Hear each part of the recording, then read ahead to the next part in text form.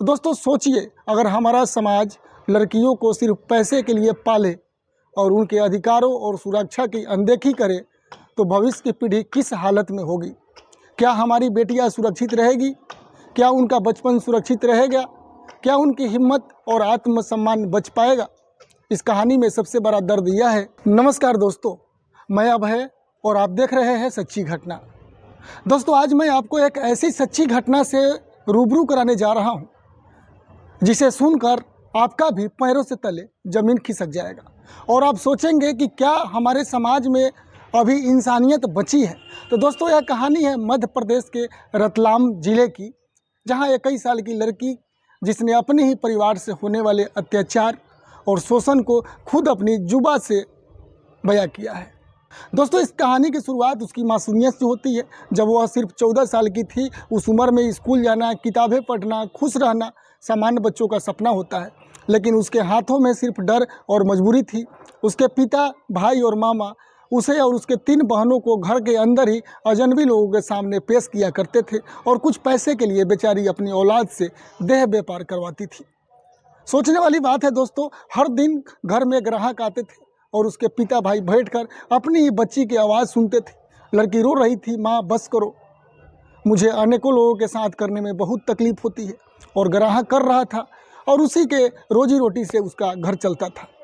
लड़की का विरोध करना नामुमकिन नहीं था, क्योंकि हर बार विरोध करने पर उसे मारपीट और धमकियाँ दी जाती थी।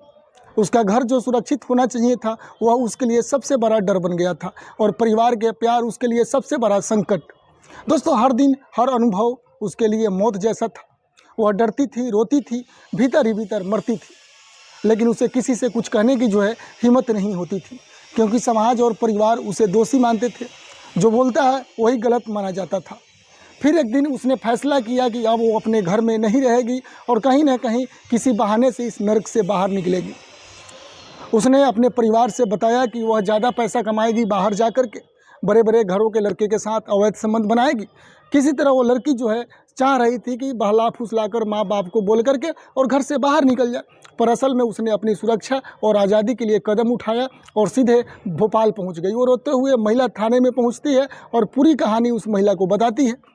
उसने कहा कि अगर वह वापस जाती है तो उसे मार दिया जाए। उसका ज़िंदगी और उसकी आत्मा पूरी तरह तबाह हो जाती। पुलिस ने मामला को गंभीरता से लिया और तुरंत कार्रवाई की। उसके माता पिता और मामा के खिलाफ मानव तस्करी, शोषण और अन्य गंभीर में FIR दर्ज की गई। FIR दर्ज होने के बाद मामला अदालत में पहुंचा। अदालत ने आरोपियों के खिलाफ कठोर कार्रवाई का आदेश दिया। पीड़िता और उसकी बहनों की सुरक्षा को सर्वोपरि रखा गया। मामले की सुनवाई में साक्ष्य और सबूतों की विस्तृत जांच हुई और दोषियों को सजा दी गई। इस घटना ने समाज को बुरी तरीक़ा से झकझोर दिया और कई NGOs और महिला अधिकार संगठन पीड़िताओं की सुरक्षा और न्याय सुनिश्चित करने के लिए सामने आए। लेकिन दोस्तों कहानी अभी यहीं ख़त्म नहीं होती है। उस आरोपी को गिरफ्तार किए गए, लेकिन लड़की का कहना था शेल्टर होम में भी उस लड़की को बहलाया गया, फुसलाया गया, उस पर दबाव डाला गया कि वह समझौता कर ले और वो वापस अपने घर चली जाए। लेकिन उसने साफ मना कर दिया, क्योंकि वह दोबारा उस नर्क में नहीं जाना चाहती थी।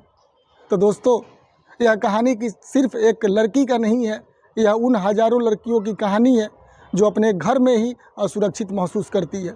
दोस्तों सोचिए, अगर हमारा समाज लड़कियों को सिर्फ पैसे के लिए पाले और उनके अधिकारों और सुरक्षा की अनदेखी करे तो भविष्य की पीढ़ी किस हालत में होगी। क्या हमारी बेटियां सुरक्षित रहेगी? क्या उनका बचपन सुरक्षित रहेगा? क्या उनकी हिम्मत और आत्मसम्मान बच पाएगा? इस कहानी में सबसे बड़ा दर्द यह है कि अपराधी और अपराध घर में ही रहते थे। जो इंसान सुरक्षा और प्यार देने वाला होना चाहिए वह सबसे बड़ा खलनायक बन गया, और जो बच्ची अपने सपनों को जीना चाहती थी उससे उसका बचपन छीना गया, उसकी ज़िंदगी बेच दी गई, उसकी मासूमियत को तोड़ दिया गया। उसका डर, उसकी पीड़ा सिर्फ उसके परिवार के लिए आम बात थी। लेकिन यह कहानी हमें यह भी सिखाती है कि अगर हम हिम्मत करें, अगर हम आवाज़ उठाएं तो बदलाव आ सकता है। एक लड़की ने अपने हिम्मत से अपने और अपनी बहनों की ज़िंदगी बचाई। उसने डर के खिलाफ खड़ा होकर न्याय की राह चुनी। हमारे समाज को जागना होगा। हमें यह सुनिश्चित करना होगा कि कोई भी बच्ची अपने ही घर में इस तरह के अत्याचार का शिकार न बने। हमें बेटियों को सुरक्षा, शिक्षा और सम्मान देना होगा, न कि डर, मजबूरी और अत्याचार के दलदल में डालना होगा। तो दोस्तों, आज की यह सच्ची घटना हमें सोचने पर मजबूर करती है कि हम अपने समाज और अपने परिवार के लिए क्या कर रहे हैं।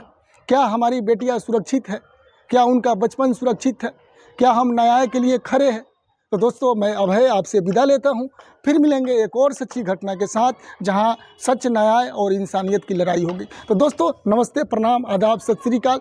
अगर आपको ये कहानी, ये घटना अच्छी लगे तो एक लाइक ज़रूर कीजिए और अपने दोस्तों के पास शेयर ज़रूर करिए। मिलते हैं दोस्तों एक और नए सच्ची घटना के साथ। जब तक के लिए दोस्तों, नमस्ते, प्रणाम।